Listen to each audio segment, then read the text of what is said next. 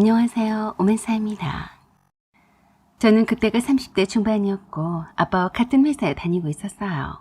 제가 인생에 있어서 결혼에 큰 의미를 두지 않았기에 한때는 결혼을 하지 않고 혼자서 사는 것도 괜찮은 삶의 방식이라고 여겼어요. 그래서 늘 주위 친구들한테도 독신으로 살 거라며 말이 오곤 했었죠. 그러던 제가 3살 연하의 남친을 만나게 되었어요. 그것도 같은 회사에서 만났습니다. 더 정확히 말하자면 제가 다닌 회사의 간부급이셨던 아빠가 결혼할 생각도 하지 않는 저에게 남친을 선을 보게 했던 거예요. 이미 저보다 나이가 많거나 동년배는 결혼을 하지 않는 사람을 찾을 수가 없어서 연하를 찾아서 눈여겨보고 계셨다는 것을 나중에서 알게 되었었죠. 처음에는 그런 줄도 몰랐고 아주 자연스러운 만남이었기에 같은 회사 내의 동료였기 때문에 부담이 없었어요. 아빠가 퇴직할 날이 얼마 남지 않았기에 저의 결혼을 하루라도 빨리 서둘러서 결혼식을 치르게 하고 싶으셨습니다. 그래서 약점이 된 남친을 티나지 않게 만나게 해주려고 무진 노력을 하셨더라고요. 그때 남친은 저보다 나이가 어렸지만 똑똑했고 승진도 빨랐어요. 보통은 회사의 경영진들은 사내 결혼이나 사내 연애를 별로 달가워하진 않았지만 아빠는 이런저런 것을 따질 형편이 아니어서 누구든지 괜찮다 싶으면 사위로 삼고 싶어 할 만큼 조급해 하셨어요. 그랬던 터라 뜻밖에도 저와 남친이 성격도 잘 맞고 잘 사귀게 되자 저희 아빠가 먼저 결혼식을 서둘러서 하자며 남친을 보챘어요. 그렇게 해서 어찌어찌 하다 보니 벌써 만난 지 얼마 되지도 않았는데 상견례를 하게 되었습니다. 제가 남친보다 뭐 특별히 잘난 것도 없고 저렇게 부모님이 아빠가 퇴직하시기 전에 제 결혼식 올리는 것을 보는 게 소원이라니 그저 겸손한 마음으로 남친과 결혼해야겠다고 생각했어요. 그래서 상견례에 갔습니다. 상견례도 여자인 저보다도 꼼꼼하고 섬세한 부분이 있었던 남친이 다 알아서 준비를 했더라고요. 제가 성격상 차잘한 것에는 소홀한 편이라서 그런 남친이 저와 잘 맞는다고 생각했어요. 상견례장에는 남친의 부모님과 여동생 1명과 남동생 1명이 나왔어요. 저희 가족은 하나밖에 없는 오빠는 사정이 있어 나오지 못했고 부모님만 참석했어요. 양가 인사가 있은 후에 본격적으로 결혼 절차에 관해서 말씀이 오고 갔습니다. 저희 엄마가 먼저 말씀을 꺼내셨어요. 특별히 원하시는 결혼식 날짜가 있으신가요? 그러자 예비 시어머니가 그러셨어요. 저희 쪽이야 뭐 급할 거 있나요? 다만 여기 우리 둘째 아들이 서울대 의대 재학 중인 건 아시죠? 제가 우리 아들 공부 뒷바라지를 하느라 좀 바쁘거든요. 되도록이면 우리 둘째 아들이 공부에 방해가 되지 않게 시험이 끝나는 방학 때 했으면 하네요. 또 은근슬쩍 예비 시어머니 둘째 아들 자랑을 하시더라고요. 뭐 초반에 기선제압이라도 하겠다는 거야. 뭐야? 무슨 결혼식 날짜를 당사자도 아닌 예비 시동생이 시험기간과 겹치지 않게 해달라니 좀 우습더라고요. 그렇지만 그래도 예비 사돈의 의견이니까 저희 엄마가 그러셨어요. 네, 그러시군요. 이왕이면 그렇게 해야죠. 어쩜 자녀를 잘 키우셨어요. 서울대 의대는 아무나 가는 곳이 아닌데 대단하십니다. 아이, 뭐 제가 잘 키워서 그러나요. 쟤네들이 알아서 잘 하더라고요. 사실 우리 애들이 하나같이 머리는 나쁘지 않거든요. 아, 네, 그렇군요. 그런데 신혼집을 어떻게 하실 생각이신가요? 그러자 아무렇지도 않게 태연하게 말을 하시더라고요. 솔직히 신혼집은 생각을 하지 않고 있네요. 제 아들보다 3살이나 위이면서 그동안 집장만을 하지 않았을까요? 그 말에 깜짝 놀라고 말았어요. 남친도 예비 시어머니 말에 돌을 달았어요. 엄마, 장모님과 장인어른 앞에서 그 무슨 말이세요? 그러자 대뜸 소리를 지르셨습니다. 너는 어른들 말에 나서지 말고 가만히 있어! 라고 하시며 제 부모님께 말했어요. 솔직히 우리 둘째 아들한테도 벌써부터 알만한 집에서 연락을 해오고 난리예요. 병원을 차려줄 수도 있다는 집도 있고요. 의대 학비도 대줄 수도 있다는 집도 있어요. 내 아들이 잘나니까 다 알아서들 사위를 삼으려고 하더라고요. 내 비록 춘배가 의대는 나오지 않았어도 둘째 아들 못지않게 똑똑한 아들이라고요. 그런데 춘배보다도 나이도 많은 누나한테 장가를 보내는 처지에 신혼집 장만이 웬 말인가요? 내 둘째 아들은 아직 의사도 되지도 않았는데 병원을 차려준다는 집안과 인연을 맺을 것 같은데 그 정도 수준의 집안이어야 하지 않겠어요? 그 말을 듣던 제 부모님이 놀라셨어요. 그래도 미소를 잃지 않고 예비 시어머니에게 물으셨어요. 그러시면 신혼집을 어떻게 하자는 말씀이신지요? 서울에 최소한 20평대 아파트라도 해와야 하는 거 아닌가요? 그리고 둘째 아들이 병원을 차릴 때 보태줄 수도 있는 여유가 있는 집안과 사돈을 맺을 생각이었어요. 그 말에 놀라지 않을 수 없었어요. 제가 표정이 완전히 굳어진 것을 보던 남친이 나서서 예비 시어머니한테 그랬어요. 말도 안 되는 소리를 하고 그러세요. 신혼집은 신랑 쪽에서 해야죠. 장인어른 그리고 장모님, 저희 어머니께서 실수하신 거예요. 죄송합니다. 신혼집은 제가 다 알아서 하겠습니다. 그러자 예비 시어머니가 남친에게 버럭 화를 내며 말했어요. 네가 뭐가 아쉬워서 저 자세야? 너보다 나이가 어리기를 하니 네가 못나기를 했니? 네 동생이 병원 잔 소리를 듣는데 형이 되어가지고 치질이 궁상을 떨고 살 거야? 엄마, 그만하세요. 신혼집에다가 춘삼이 병원 차릴 돈까지 대라고 하다니요. 그만한 집안이라고 하지 않았니? 딸도 자식인데 그 정도는 해줘야지. 안 그런가요, 사돈? 그래서 제가 대신 말했습니다.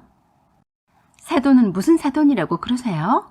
제가 아드님보다 나이가 많아서 불만이면 그렇다고 하실 것이지 어따 대고 신혼집 장만에 동생 병원 차려달라고 억지를 쓰시는 겁니까? 저는 그렇게 못하니까 어디 20평이 아니라 30평이든 신혼집 싸매고 동생 병원도 단박에 차려준다는 노친네 여자한테 장가 보내세요. 알겠어요? 그러자 저에게 감히 어른한테 말을 함부로 한다며 나무랐어요. 그러자 엄마가 앞에 있던 물잔에 물을 가득 부어서 남친 어머니한테 부어버릴 기세로 물컵을 틀었다 놨다 하면서 말씀을 하셨어요. 정신 차려요. 입만 살아서 나불거리면 다 사람인 줄 알아요. 별 거지 같은 것들이 꼴값은 다 앞돌고 있네. 드디어 아버지가 그러는 엄마를 제지하며 말씀하셨습니다. 내가 춘배군을 참 좋게 보았는데 이런 부모 밑에서 자랐군요. 참 아쉽게 되었지만 저도 이런 집에는 제 딸을 내어줄 수가 없네요. 라고 하시며 저 엄마를 데리고 나오셨어요. 남친은 문 밖에까지 따라 나와서 연신 굽신거리며 죄송하다고 그랬어요. 그냥 아빠가 그런 남친에게 등을 토닥거리면서 그러셨어요. 이젠 내 딸 근처엔 얼씬거리지도 마라. 내 귀에 잘못 걸리면 너는 회사 생활 각오해라. 남친은 완전히 울상이 다 되어서 다 죽어가는 모습으로 떠나는 저를 바라볼 뿐이었어요. 그 후 몇 달이 지난 후에 남친은 퇴사를 했다는 소문이 들려왔어요. 그리고 저는 결혼이란 것을 원래 내 사주팔자는 없는 셈 치자고 생각했어요. 그런데 웬걸 뜬금없이 오빠의 친구가 저에게 대시를 해왔어요. 그냥 오빠의 친한 친구 중 한 명이라서 안면은 있었어요. 제 소식을 오빠를 통해서 들었던 오빠의 친구가 저에게 연락을 해왔어요. 그 사람은 오빠와 같은 검사였고 뒤늦게 로스쿨에 입학을 해서 늦깎이 검사가 되었다고 하더라고요.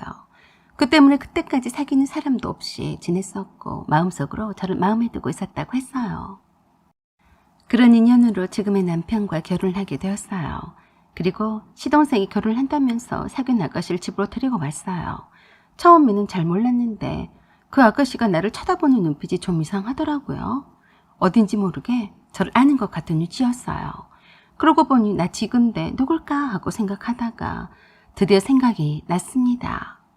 세상에나 무슨 인연 이렇게나 즐길까요? 전 남친의 여동생이었어요. 그래도 먼저 아는 티를 내지 않아서 저도 굳이 그러지 않고 넘어갔어요. 그런데 아무래도 제 발이 저려서 불안했는지 어떻게 알고 연락을 해왔어요. 전 남친의 어머니여서 황당했었죠. 저기 잠깐 만날 수 있겠니? 제가 왜 아줌마랑 만나야 되는 거죠? 그러지 말고 일날 일은 그냥 잊고 우리 만나서 얘기 좀 하자. 이봐요 아주머니, 볼일 없으니까 연락하거나 하지는 마세요. 그리고 이미 내가 다 말해놨으니까 우리 시대 문턱일랑은 언감생심 건너올 생각도 마시고요. 저에게 사정을 하는 듯한 떨리는 목소리였지만 끊어버렸어요. 아마도 검사가 있는 집안에 시집을 보낸다며 좋아라 했을 것이 틀림이 없었네요. 그렇지만 남편이 저와 전 남친에 관한 내용을 잘 알고 있어서 시동생이 사귄 여자가 전 남친의 여동생이라는 사실에 그런 무식한 집안에 도련님이 결혼하는 것을 절대 반대를 했어요. 상식과 교양이 덕목이었던 시부모님도 남편의 말에 동의하셨어요. 결국에 남편의 설득으로 시동생은 전 남친의 여동생과 헤어지게 되었어요. 그때 알았어요. 저와 헤어졌던 전 남친은 퇴사를 한 이후로 하는 일마다 다 엎어졌대요. 그래서 늘 전 남친의 어머니 탓을 하면서 아직까지 혼자서 지낸다고 했어요. 전 남친과 헤어지고 지금의 남편을 만난 것이 얼마나 다행한 일이었는지 모른다고 늘 생각했습니다. 사연은 여기까지입니다. 구독과 좋아요 부탁드려요. 감사합니다. 안녕하세요. 오만사입니다. 오늘의 사연 시작하겠습니다. 저는 35살이고 모 공립대학교에 교직원으로 근무하고 있습니다. 위로는 오빠가 있고 저희 부모님 모두 다 돈 되는 사업이면 이것저것 하십니다. 전원주택 건설해서 분양도 하시고 수산물 도매도 하시기도 했는데 최근에 부모님 건물에 세를 내줬던 식당분에게 이전받아서 장어 전문 식당을 크게 운영하고 있습니다. 저는 미국에 유학 가서 4년제 대학을 졸업했고 곧바로 한국으로 돌아왔습니다. 사실 저는 한국에서 공부를 잘한 편이 못 되었어요. 저희 부모님 기준에는 그랬었죠. 경제적으로는 풍족했지만 공부에 별 취미가 없었던 나를 부모님께서는 늘 불만이시다가 결국 미국 유학을 가라고 권하셨었죠. 외국에서 혼자 적응해가기가 정말 힘들었는데 나름 많이 노력했었고 감당할 수 있었던 것은 한인 유학생 커뮤니티에서 만난 첫 번째 남친이었습니다. 그도 저처럼 좀 있다는 집 아들이었어요. 중소기업을 운영한다는 집의 외아들이었습니다. 저희는 순수하게 좋아했고 거리낌 없이 사랑했습니다. 가까운 친구들 앞에서 커플 반지 끼워주며 언약식도 할 만큼 친구들 사이에선 알아주게 화려한 연애를 했었어요.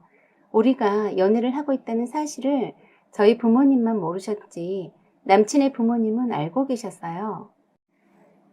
남친의 부모님이 미국에 오셨을 때 실제 만나 뵈었었고 함께 시간도 보내기도 했는데 별 말씀이 없으셨기 때문에 저희들의 만남을 인정해 주신 줄 알았습니다.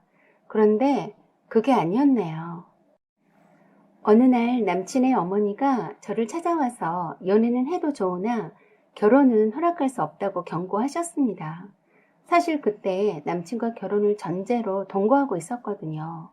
남친 어머니는 이상적인 며느리감으로는 제가 마음에 들지 않는다고 단도직입적으로 말씀하셨고 좋은 며느리감이 줄을 섰다면서 알아서 처신하라고 했어요. 만일 제가 고집을 피운다면 한국에 있는 저희 부모님께 동거 사실을 알릴 거라고 하고 남친의 경제적 지원을 단번에 끊어버리겠다고 하셨어요. 그렇게 좋아 죽고 못 살던 남친은 자기 부모님의 반대에 쉽게도 무릎 꿇었어요. 먼저 헤어지는 게 서로 좋은 것 같다고 말했습니다. 저는 미국에서 좀 더 터전을 잡고 싶었는데 충격받아서 한국으로 도망치듯이 돌아왔습니다. 영원할 줄만 알았던 남친과의 관계가 남친 부모님의 반대에 부딪힐 줄은 꿈에도 생각지 못했기 때문에 자존감도 많이 떨어지고 우울해서 힘들었었습니다. 미국에서 돌아온 제가 말수도 적고 특별히 하는 일 없이 방콕하다가 여행을 다니며 이리저리 돌아다니며 시간을 허비한다고 생각하신 저희 부모님이 이래저래 간섭이 심해졌습니다. 그래서 지금에 있는 공립대학 교직원으로 있으면서 혼자 독립했습니다. 제가 서른이 넘어가도록 만나는 사람이 없는 것 같으니 어머니가 조급해하시며 선보라고 강요하셨어요. 전부 사자 돌림이더라고요. 약사, 변호사, 의사 등등 여러 번 선을 봤습니다. 모두 다 마음에 안 들었어요. 키가 작아서 옷 입는 센스가 마음에 안 들어서 매너가 없어서 등등 별 핑계를 다 들어서 싫다고 했어요. 그런 와중에 7급 교육 직렬 합격해서 처임으로 온 현재의 남친을 만났습니다. 사실 첫인상이 너무 어리버리해서 놀랄 정도였습니다. 대학에서 그 흔한 동아리 모임 한번 해본 적도 없고 국내 가까운 곳에 여행 한번 가본 적도 없고 친구들과 어울려서 술 마실 줄도 모르고 오로지 교회 집 그리고 학교 도서관만 알았던 친구였어요. 세상에 별 이런 희한한 사람도 다 있구나 하고 별종인 것 마냥 생각되었어요. 세상 물정도 하나도 모르고 자기 관심사에만 집중하고 상식적인 것에 도통 문외한이라서 어떻게 사회생활을 적응하려나 하고 갑갑하기만 했어요. 그래서 제가 옆에서 많이 도와주었습니다. 그랬더니 고맙다고 소박한 선물도 해주고 밥도 사주더라고요. 사회 경험이 처음이라 항상 긴장한 상태에서 업무를 보곤 해서 사실 안쓰럽기까지 해서 이것저것 조언을 많이 해주면서 저를 많이 의지하게 되었습니다. 엄청 적응하려고 노력했고 사회물이 들지 않아서인지 순수하고 맑은 청년이라서 마음이 많이 쓰였습니다. 그러다가 정이 들어버렸습니다. 때묻지 착한 순수함이 끌렸고 자꾸 모성 본능을 자극하는 매력에 항상 옆에서 도와주고 싶다는 마음이 사랑으로 변해가는 듯 했습니다. 이런 사람이라면 절대 배신하거나 신의를 저버리는 짓은 하지 않을 것 같다는 생각이 들었고 좋은 여자를 만나야 될 텐데 라고 뜬금없는 걱정까지 하게 되더군요.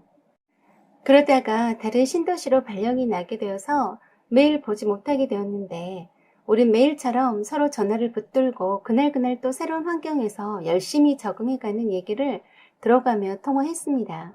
그리고 자동차가 없는 그 친구를 배려해서 직접 찾아가서 만났고 함께 시간들을 보냈습니다. 그쯤 되면 정식으로 사귀자고 할 법도 하건만 그 친구는 그런 경험이 전무해서 쏙맥같이 그런 말도 할 줄 모르는 것 같아서 그냥 제가 사귀자고 했어요.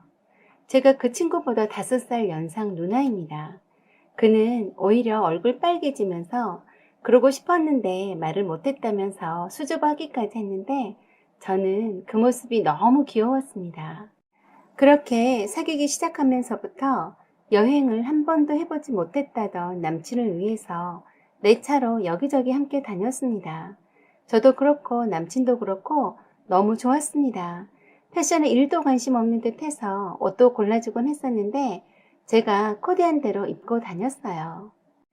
자가 운전을 많이 하지 않아서 운전이 서툴러서 항상 제가 운전도 도맡아 했습니다. 오피스텔에 집기류들도 센스 있게 사다가 디스플레이 해주었고 제가 사다 준 화장품만 바르고 다녔어요. 남친이 귀엽고 사랑스러우니 아낌없이 해주고 싶더라고요. 제가 나이가 있다 보니 먼저 결혼하자고 했습니다. 있으면 있는 대로 없으면 없는 대로 시작하자고 했었죠. 남친을 저희 부모님께로 인사시켜드렸더니 아주 마음에 들어 하셨어요. 35살은 나이인데도 연하 남친을 데려왔다고 뜻밖이라며 놀라셨습니다. 그러나 남친 부모님은 제가 연상이라서 싫어하셨어요. 대놓고 싫은 소리는 하지 않으셨지만 얼굴과 태도를 보면 바로 알아차리겠더라고요. 아마도 아들의 명언을 봐서 가타부타 말씀을 하지 않으신 것 같았는데 그래도 예비 시아버지 되실 분은 이것저것 많이 물으시더라고요. 그래서 저는 예비 시부모님의 마음에 들기 위해서 남친과 자주 예비 시댁에 찾아뵈었습니다. 저희 엄마가 보내주신 손질된 장어부터 해서 두 분에게 옷 선물도 해드렸고 영양제며 홍삼이며 선물 공세를 했어요. 남친 말로는 예비 시어머니께서 제가 5살이나 연상이라는 점에서 매우 실망하셔서 우시기까지 했다고 해서 걱정이 되었었죠.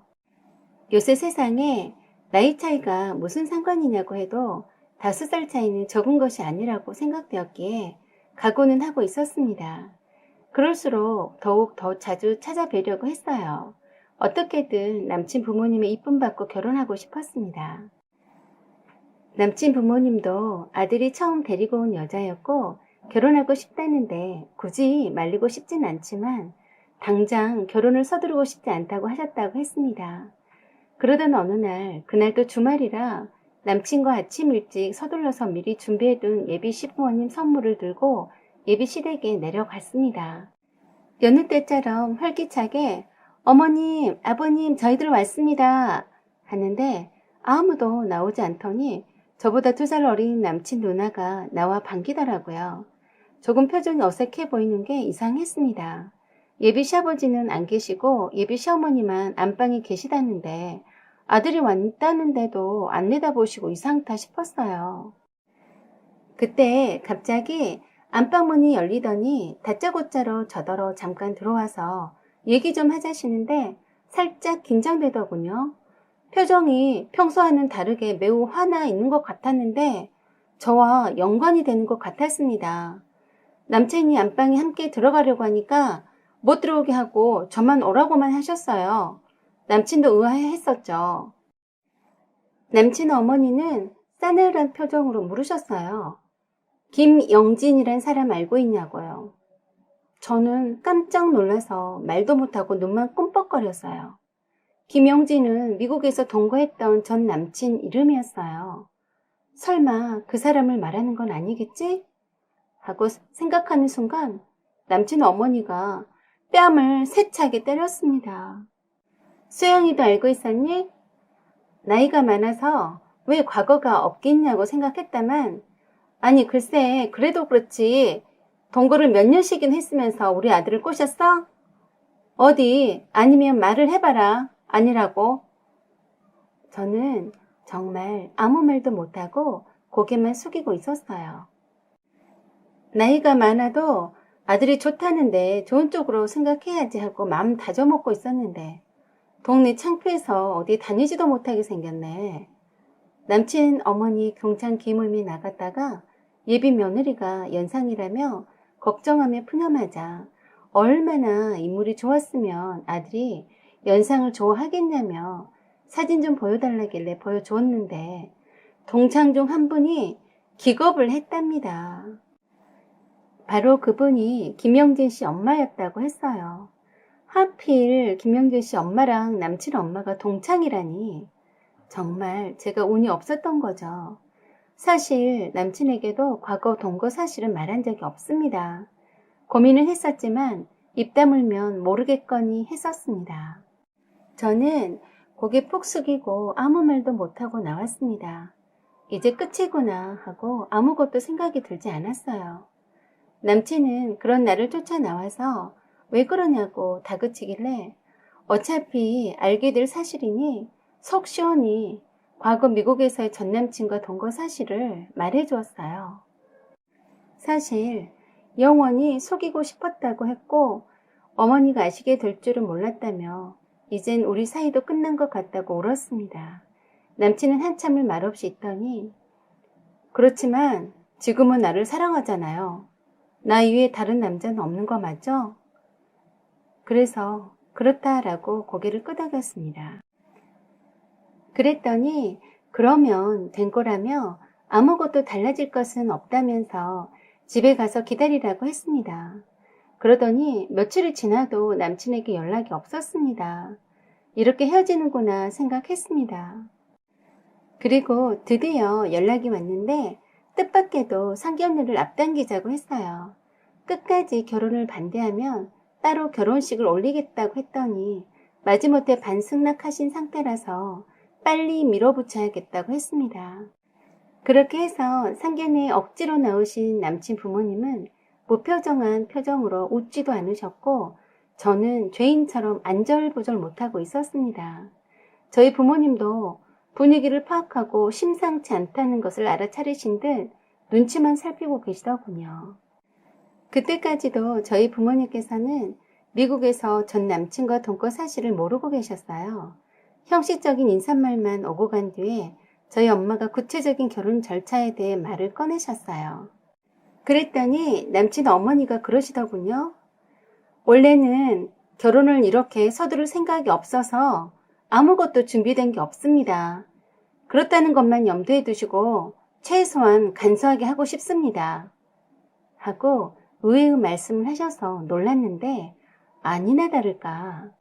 신혼집은 원래 남자 쪽에서 해와야 하는 거지만 아시다시피 취업한 지 얼마 안 되어서 모아놓은 돈도 없으니 그쪽에서 서두르셨으니 아쉬운 대로 신혼집 장만은 그쪽에서 해주시면 좋겠습니다. 하고 얼굴색 하나 변하지 않고 말씀하시더라고요. 그 말에 모두들 깜짝 놀랐어요. 연이어서 미국 유학 보낼 만큼 부유하다고 하시니까 단도직입적으로 34평 포스코 더 샵으로 가격이 9억 3천 정도 하던데 그걸로 준비해 주시면 따로 예단 임무를 생략하기로 하죠. 저는 아들 몸뚱아리만 보내겠습니다. 억울하시다 생각되시면 결혼 물리시면 됩니다.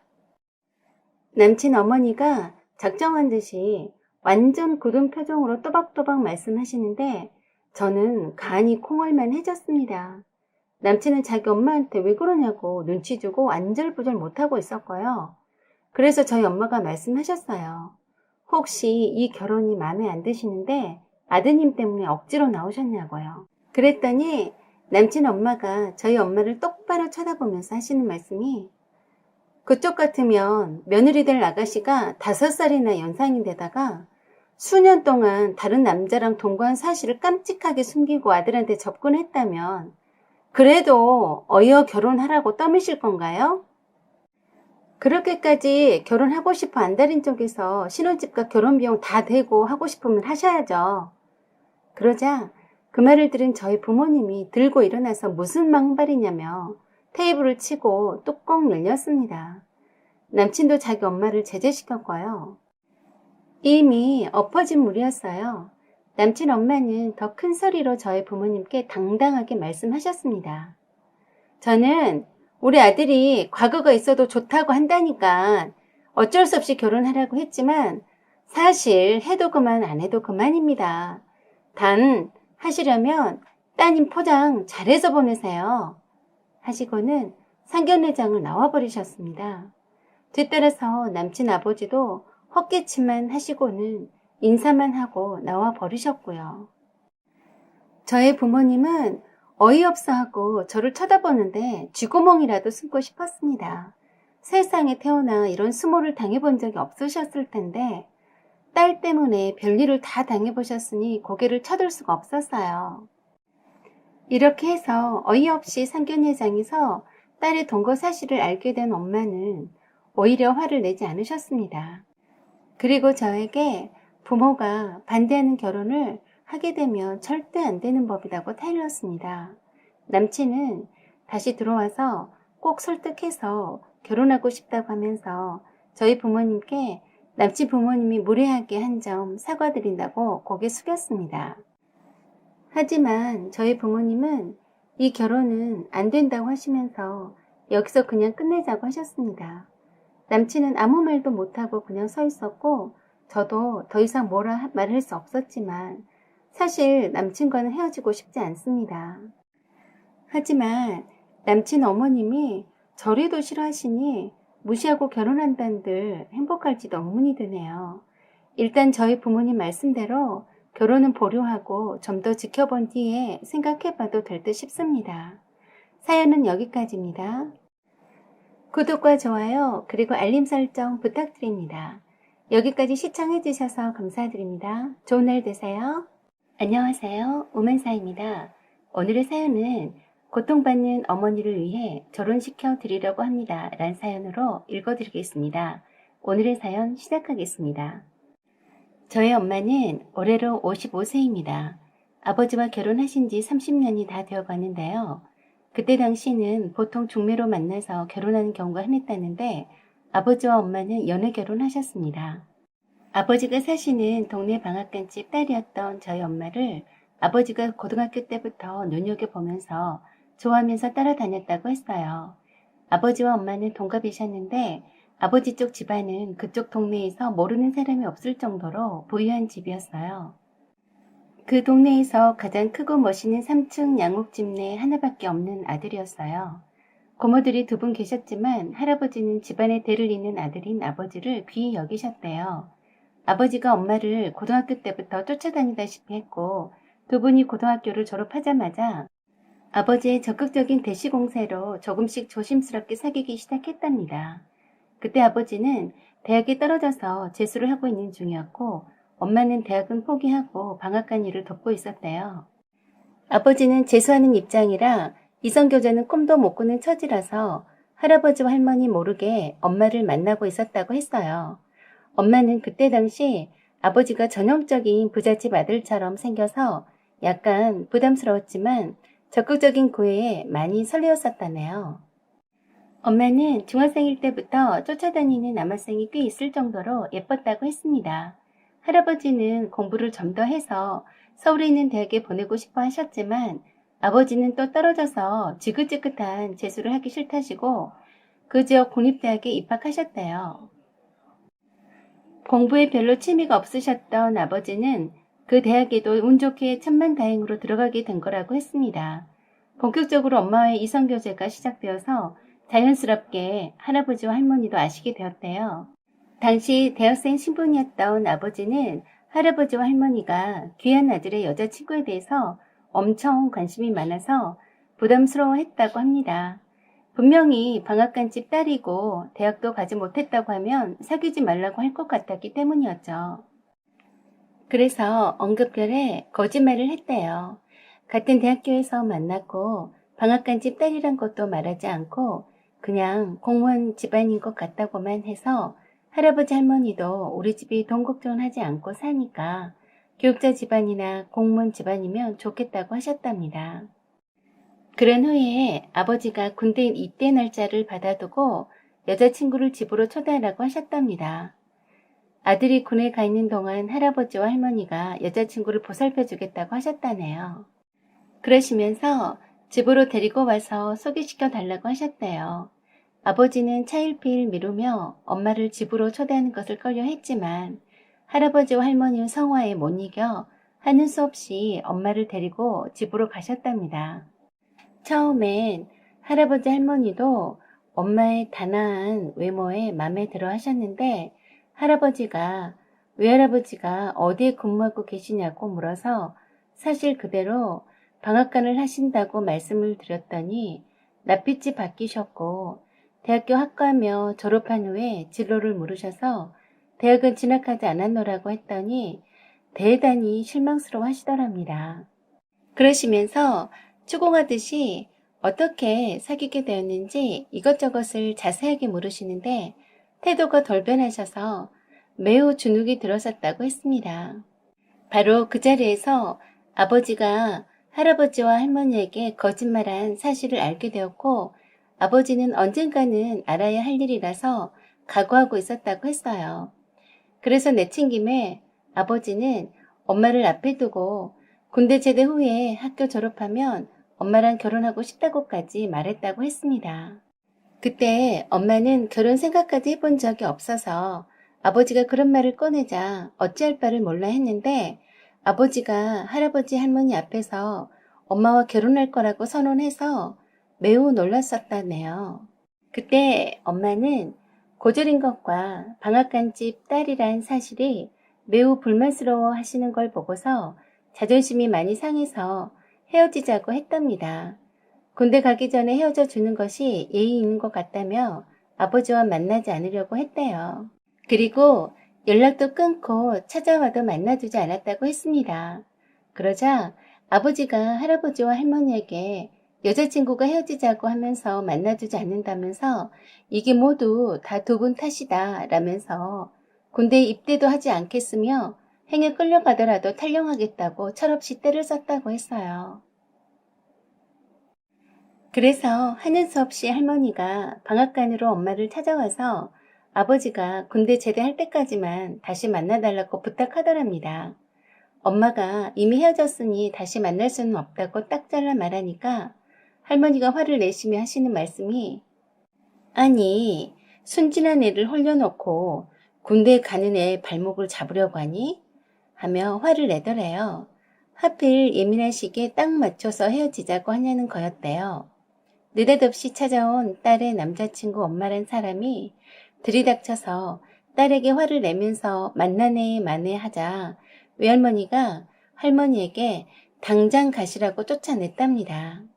그렇게 해서 외할아버지와 외할머니도 엄마가 사귀는 남자친구가 있었음을 알게 되었고 그간의 사정을 들으시고는 헤어지길 잘했다고 하셨답니다. 아버지는 얼마나 할아버지와 할머니가 오냐오냐 하며 키우셨는지 엄마 때문에 군대 입대하고 싶지 않다며 땡깡을 부리면서 엄마랑 결혼하지 않으면 아무것도 하지 않겠다고 엄포를 놨다고 했어요. 그러면서 엄마랑 결혼할 거니까 그리 알라면서 때를 쓰니 할아버지와 할머니도 결혼을 반승낙하셨다고 했습니다. 할아버지 할머니는 하나밖에 없는 귀한 아들이 군대에 입대하는 때에 안타까운 마음이 들어서 원하는 대로 해주마 하고 마지못해 승낙하셨다고 해요. 그래도 끝까지 엄마는 만나주지 않았는데 아버지가 군대에서 엄마에게 구구절절한 마음을 담아 편지를 보내서 차츰 마음이 누그러졌었다네요. 아무튼 그런 우여곡절 끝에 아버지는 제대하고 나서 졸업한 뒤에 지방에 있는 시청에 근무하게 되었고 엄마는 아버지와 결혼하게 되었답니다. 엄마는 아버지와 결혼하기 전에 방송통신대학을 다니기 시작했고 학위도 취득했지만 할아버지와 할머니는 여전히 고졸인 며느리로만 생각하셨다네요. 그러시고는 하나부터 열까지 모두 다 마음에 안 드신 것처럼 말씀하시곤 했다고 했어요. 엄마 결혼할 때 예단부터 해서 살림살이 혼수까지 적게 해왔다고 두고두고 잔소리를 했다고 합니다. 너무 없는 집에 장가를 보냈다고 엄마 있는 앞에서 한탄을 하기까지 했다네요. 그런 시부모를 보면서 어린 두 시누이들도 옳기를 함부로 하면서 맞짱을 뜨더라네요. 처음엔 아버지도 엄마 편을 많이 들어주기도 했었는데 모든 경제적 지원을 절대적으로 할아버지와 할머니한테 받다 보니 아버지도 엄마한테 부모니까 그러려니 하고 참아보자고만 하더래요. 물론 남들은 부잣집에 시집갔다고 부러워하기도 했지만 엄마를 향한 할아버지와 할머니의 천대와 멸시는 이루 말할 수 없었다고 했습니다. 그나마 시부모인 할아버지와 할머니와 함께 살지 않아서 매일같이 보지 않아도 되었지만 하루가 멀다 하고 전화해서 간섭하고 시도 때도 없이 두 시누이들이나 시부모님이 찾아오곤 했다네요. 할아버지와 할머니는 내가 사준 아들네 집이라며 언제고 맘대로 찾아오시곤 했었고 두 시누이들은 오빠 집이라며 내키는 대로 들락거리는데 싫은 표정이라도 할라치면 대놓고 할머니한테 일러서 할아버지가 엄마에게 일정 연수를 하게 할 뿐만 아니라 퇴근해서 돌아온 아버지에게도 네 마누라 교육 좀 잘 시키라고 잔소리를 하셨다고 합니다. 아버지도 이런 상황에 슬슬 짜증나기 시작했는데 어느 순간부터는 시댁과의 갈등이 있어서 방관하더니 귀찮아하기까지 하면서 더 이상 엄마 편을 하나도 들어주지 않더랍니다. 할아버지가 아버지에게 장시간 전화 붙들고 맨날 하는 소리가 멍청한 네 마누라 교육 좀 잘 시켜라 말을 하시는데 그런 소리가 더 이상 지겹다면서 아버지한테 그런 말 듣지 않게 할 수 없냐며 화풀이식으로 때리기까지 했답니다. 그러다가 스트레스가 풀리면 그때서야 미안하다는 말 한마디와 돈 뭉치 던져주고 말더래요. 할아버지와 할머니 그리고 두 시누이들이 합세해서 엄마를 벌레 보듯 업신 여기는데 이젠 남편까지 그러니 자존감이 많이 무너졌고 자존심이 엄청 상했답니다. 그 일로 다투는 일도 많았는데 아버지는 절대적으로 엄마가 참아야 한다고 했답니다. 아버지가 엄마한테 그랬다네요. 옛말에 여자 하나 집안에 잘못 들어오면 집이 시끄럽다더니 절대 틀린 말이 아니야 라면서 제발 좀 조용히 살자면서 시댁에 대한 불만 자체를 갖지 말라면서 쥐죽은 듯이 엎드려 살라고만 했다고 합니다. 그러면서 엄마는 아버지랑 싸우는 날이 많았는데 아버지가 그랬답니다. 마누라 교육 좀 잘 시키라고 했는데 내가 마누라 교육을 잘못 시켜서 이렇게 집안이 시끄러운 거야. 이제부턴 마누라 교육 좀 잘 시켜야겠어 하면서 무조건 때렸다고 해요. 어느 날은 심하게 때려놓고 보니 자기도 기가 막혔는지 자기 아버지한테 전화를 걸어서 아버지 마누라 교육 잘 시키라 해서 신나게 두들겨 패줬어. 이젠 됐어? 아버지가 원하는 대로 패주고 교육 잘 시켰으니까 더 이상 나한테 잔소리하지 마세요. 알겠어요? 하니까 할아버지가 잘했다 하고 끊더랍니다. 아버지는 그 소리를 듣자 헛웃음을 지으며 망구탱이 잘했다고 한다. 허허. 네 계속 때리란다. 넌 다시는 이렇게 나한테 맞지 않으려면 우리 집 식구들 얘기 절대 나한테 꺼내지 마라. 알았어? 라고 하더라네요. 그렇게 때린 날은 집에도 일찍 들어오고 괜시리 안 하던 전화를 하기도 하고 어떤 날은 반차 쓰고 들어오기도 해서 그런 날은 엄마는 밖에 나가 있다가 늦게 집에 들어왔답니다. 이혼은 당장 못하더라도 최소한 며칠만이라도 얼굴은 안 보고 사는 게 소원이었다고 했어요.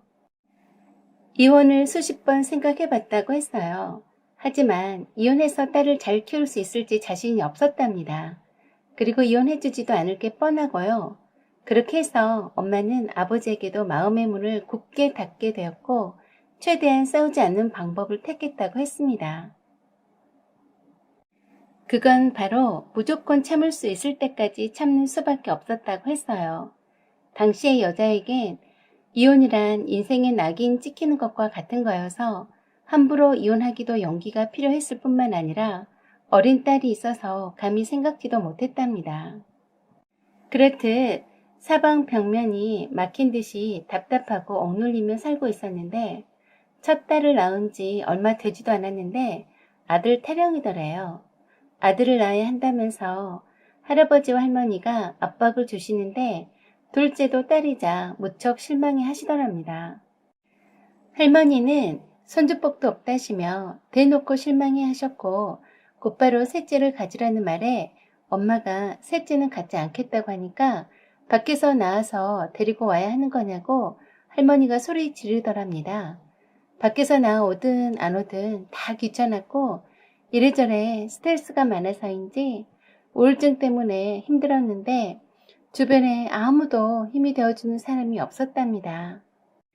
외할머니는 엄마가 부잣집에 시집가서 잘 살고 있는 줄만 알았는데 둘째 낳고 누워있는 산모한테 아들 타령하는 할머니를 보고서 몹시 마음이 상하셔서 속상할까봐 내색을 전혀 하지 않았다고 했습니다. 아버지는 땡상납을 받는지 어쩐지 매일 밤늦도록 술 마시고 늦게 들어오고 집안일엔 전혀 신경을 쓰지 않았고 할아버지와 할머니처럼 엄마에게 함부로 막 대했다네요. 엄마를 비하는 듯한 발언도 서슴지 않을 만큼 정서적 학대도 점점 심해졌다고 했어요. 엄마는 최대한 무신경과 무감각하게 사는 것이었고 딸인 제가 다 클 때까지만 참아보자고 작정하셨다네요. 저는 엄마에게 더 늦기 전에 결혼을 권해드렸어요. 딸인 제가 이제 다 커서 결혼도 했으니 용기를 갖고 이젠 엄마의 삶을 사시라고 말씀드렸고 자존감을 되찾으셔야 한다고 했습니다. 이혼하지 않고도 남남으로 살 수 있는 방법이라고 권해드렸습니다.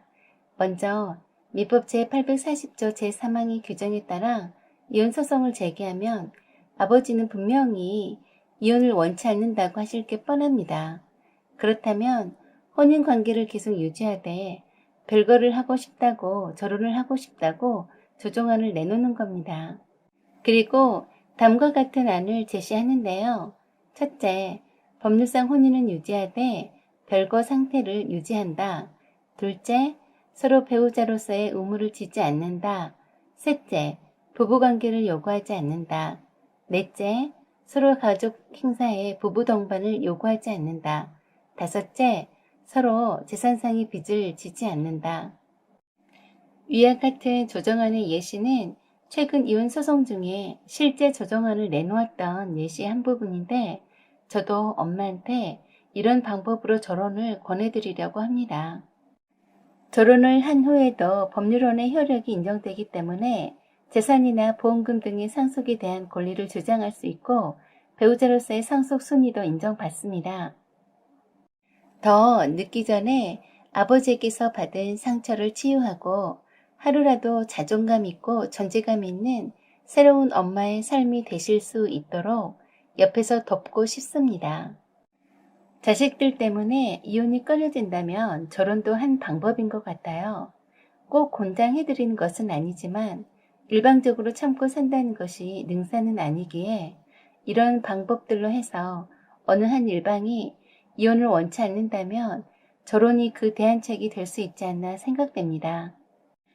혹시 결혼하신 분이나 이혼하셨던 분의 조언을 구합니다. 여러 생각들을 댓글로 부탁드려요. 여기까지 시청해주셔서 감사드립니다. 안녕하세요. 저희 시어머니 때문에 열불나서 몇 자 적어봅니다. 저희 시어머니는 아들 돈은 아들 돈이고 며느리 돈도 아들 돈이라고 굳게 믿고 있는 분이세요. 제가 돈 벌어오고 집안일하고 육아하는 것 당연하게 생각하고요. 말로만 회사 다니느라 고생한다, 애들 키우느라 고생한다 하고 맘에도 없는 립 서비스만 늘어놓으면서 세상에도 자기 같은 시어머니 없다고 자화자찬하시는 분입니다. 제가 회사에서 좀 더 나은 입지를 다지기도 하고 회사 프로모션 중에 대학원 진학 지원 정책이 있어서 겸사겸사 해서 경영대학원에 진학해서 잘 다니고 있던 중이었습니다. 일부러 시댁에 알리지 않을 이유도 없었고 그러려고 생각지도 않았네요. 일주일에 두세 번 퇴근 후에 대학원에 갔어요. 보통 강의가 10시 가까이에서 끝납니다. 아이들은 큰애가 초등학교 5학년 딸이고 3학년 아들이 있는데 다 커서 알아서 할 나이고요. 또 남편이 있기 때문에 충분히 대학원 다니면서 큰 어려움은 없었어요. 어느 날 저녁에 갑자기 시어머니가 전화 주셨는데 올 애들이 엄마가 대학원에 다니셔서 늦게 온다고 했나 봅니다. 그랬더니 남편을 바꿔달라면서 노발대발 했다고 하네요. 왜 자기 몰래 숨기면서 대학원에 다니냐고요. 왜 진즉 대학원에 다닌다고 말하지 않았냐면서 그랬으면 어떻게든 못 다니게 했을 텐데 그러냐면서 남편을 혼내더랍니다. 남편이 아무리 숨기지 않았다고 하는데도 숨겼다고 혼자서 우기시더래요.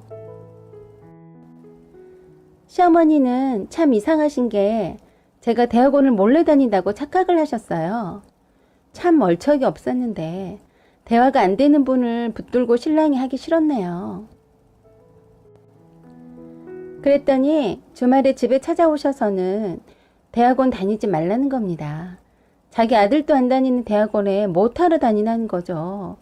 제가 쓸데없이 돈지랄 하려고 다니는 것처럼 말씀하시는 거예요. 그래서 제가 회사에서 대학원 가서 공부하는 거 권장하기도 하고 나중에 승진 때 가점도 있으니 좋은 점이 많아서 대학원에 진학했다고 조목조목하니 차분하게 말씀드렸는데도 막무가내입니다. 그래서 아들 돈 써서 학비 되나 하고 걱정하시는 것 같은데 순전 제가 번 돈으로 다니고 있으니 마음 놓으시라 했습니다. 그런데도 그런 게 아니라며 조용히 열심히 회사 일만 하면 될 것이지 돈 들어가며 대학원 다니면서 밤 늦게 오게 되고 좋은 일 하나 없다시네요. 돈 아깝다시며 지금 당장 그만 다니라고 잔소리를 해댑니다. 남편이 옆에서 보다 못해 시어머니에게 엄마, 내가 다니라고 했어. 주희 엄마가 대학원에 다니면 더 좋을 것 같아서 내가 다니라고 했으니까 더 이상 아무 말 마 했습니다. 그런데도 학비가 한두 푼이 아닐 텐데 그거 아까워서 안 된다고 하시네요. 그래서 제가 그랬네요. 어머니, 시숙은 대학원 졸업하실 때 자랑스럽다시며 우리 온 식구들 모두 가서 축하해주고 또 어머니 친구분들한테 대학원 졸업했다고 자랑하셨잖아요. 백수 한량이 시숙님은 형님이 번 돈으로 대학원에 다니니까 되는 거고 저는 제가 번 돈으로 다녀도 아까워서 안 된다는 말씀이세요? 조금 짜증나서 말했습니다. 그리고 왜요? 제가 설마 하니 시숙님처럼 논문 통과 안 돼서 7년 동안이나 졸업 못할까 봐서요? 아니면 아들보다 학벌 좋은 며느리가 싫으신 거세요? 백수인 시숙님처럼 7년 동안 졸업 못할까 봐 걱정이시라면 걱정 놓으셔도 되네요. 머리 나쁜 어머니 안 닮았으니 됐고요. 아들보다 학벌 좋은 며느리가 싫으시면 그런 며느리 안 보시면 되세요. 제가 번 돈으로 제가 학비 대고 다닌다는데 무슨 상관이세요? 하고 홧김에 쏘아 붙였습니다. 그랬더니 시애미한테 말대꾸한다고 욕하셨어요. 네가 벌어서 네가 혼자 다 쓰려면 회사 그만두고 집안일만 하고 남편 뒷바라지나 하라고 하십니다. 그리고 머리 나쁜 시엄니 닮아서 7년 동안이나 대학원 다녔다는 말도 네 시숙네한테 다 말해주겠다고 하시네요. 그래서 제가 네, 그렇게 하세요. 저도 이제 어머니가 있는 집구석 싫어요. 안 보고 살자고요. 했습니다. 울 아들한테 시집 왔으니 네가 번 돈도 네 돈이 아니고 우리 아들 돈이다라고 못 박으시는데 어이가 없더라고요. 제가 대학원 다닌다고 모양 부린 것도 얄밉고 돈 벌어서 내 몸에 쓴 것도 아깝고 당신 아들이 며느리 강의 받을 때 저녁에 애들 챙기고 있는 것도 마음에 안 들었던 거죠. 그래서 어머니, 저 안 보고 살면 되세요. 저도 어머니 안 보고 살고 싶으니까 앞으로 저희 집에 오시지도 말고요. 저도 어머니 뵈러 안 가렵니다. 어머님 아드님만 보고 쭉 사세요. 하고 말씀드렸고요.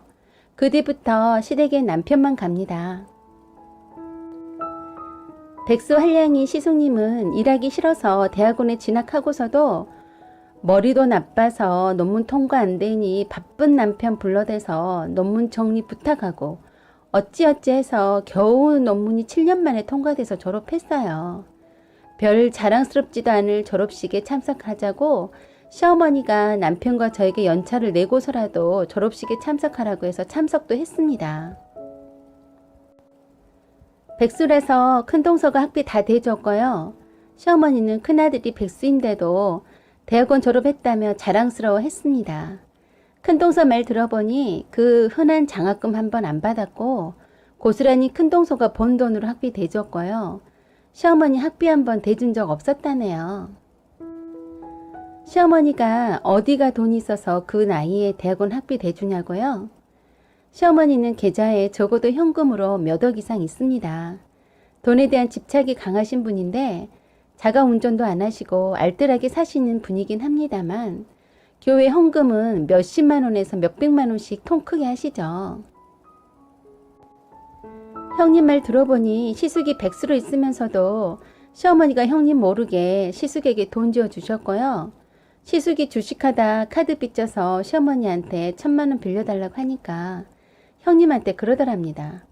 너네들한테 들어간 돈이 얼만데 1,000만 원이 누구 애 이름이냐? 그래서 형님이 전 어머니한테 돈 빌린 적 없는데요. 무슨 돈이 들어갔다는 거죠? 하니까 네 남편한테 들어간 돈이 얼만 줄이냐 아니? 얼추 1억이 다 되어간다.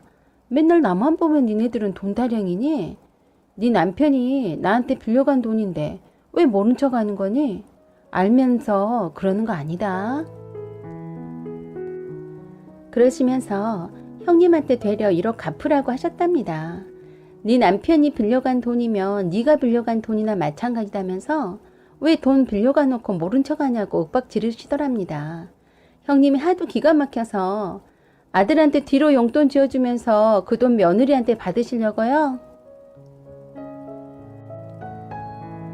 시숙이 주식한다면서 시엄니한테 몰래 빌린 돈과 용돈으로 지어주던 돈을 형님한테 다 갚으란 식이니 도둑이 따로 없다고 하더라고요. 형님이 시어머니에게 천하의 논팽이 밥충이 어머니 아들 반품할 테니 헤쳐먹고 잘 사세요 하고 이혼선언 하셨어요. 그런다고 시숙이 바로 이혼해줄리 만무하죠. 그 뒤로 형님은 시댁 출입도 안 하고 친정엄마 애들 봐주시라고 함께 살고 있으면서 시숙 밥도 안 해주고 투명인간 취급하니 자진해서 가방 싸들고 시댁으로 들어가서 시엄니 밥 얻어먹고 그 나이에 용돈 쳐받아가며 살고 있습니다. 시어머니 생신 때나 시아버지 추도식 때도 추석이나 설날 때도 두 며느리 안 갑니다. 자기 자식만 끼고 살고 싶은 시어머니 원한 대로 해드리고 저희도 저희대로 안 보고 사니 이런 꼴 저런 꼴 안 듣고 안 보니 스트레스는 안 받아서 살 것 같네요. 첫째 며느리는 이혼 요구하고 있어 다 큰아들 밥에 먹이고 있고 둘째 며느리는 안 보고 살자고 하며 코빼기도 안 비치니 죽을 마실 겁니다. 오네 안 오네 하시면 저도 형님처럼 이혼 선언하고 남편한테 이혼 요구할 겁니다. 제가 경제력 없는 것도 아니고 이혼 두려울 게 없네요. 우리 시어머니도 앞으로 쭉 밥중에 아들 끼고 살아 좋으실 테고 백수인 시숙도 지 엄마한테 용돈 받아가며 따신 밥 얻어먹고 살아서 좋고 큰 며느리 형님은 버러지 같은 남편 처분해서 좋고 작은 며느리인 저도 얄미운 시어머니 안 보고 살아서 스트레스 안 받아서 좋네요. 울 시어머님한테 말씀드리고 싶네요. 어머니, 사랑하는 작은 아드님도 똥차 되면 어머니께 폐기 처분 시켜드릴게요. 앞으로 며느리 낯짝 볼 일 없으니 평생 아드님만 끼고 사세요. 사연은 여기까지입니다. 구독과 좋아요 부탁드립니다. 항상 부족한 점 많은데 응원해주시고 감사해주셔서 감사드립니다. 사연 제보는 소중히 받아 읽어드리겠습니다. 좋은 날 되세요. 안녕하세요. 오만사입니다. 저는 30대 중반의 아이를 둘 가진 조그만 공부방을 운영하고 있는 엄마입니다. 얼마 전에 시어머니가 지인분의 아들이 결혼한다고 해서 결혼식장에 다녀왔다가 큰 충격을 받고 들어놓으셨다고 해서 시댁에 다녀왔습니다. 시어머니에게는 아들이 2명 있었고 딸 1명 있습니다. 제 남편은 그 중에 둘째 아들이고 시누이는 남편의 여동생이 됩니다. 형님은 그 좋은 학벌에 꽤 괜찮은 직장에 다니고 있었지만 아들 쌍둥이를 낳는 바람에 회사를 그만두게 되었고 육아에만 전념하고 있었어요. 아주버니는 저희보다 결혼을 조금 늦게 한 탓에 저희 애들보다도 형님네 쌍둥이 아들들이 훨씬 어립니다. 형님은 쌍둥이 아들들을 키우느라 친정 식구들이 돌아가면서 도와줄 정도로 정신이 없는 나날들을 보내고 있었죠.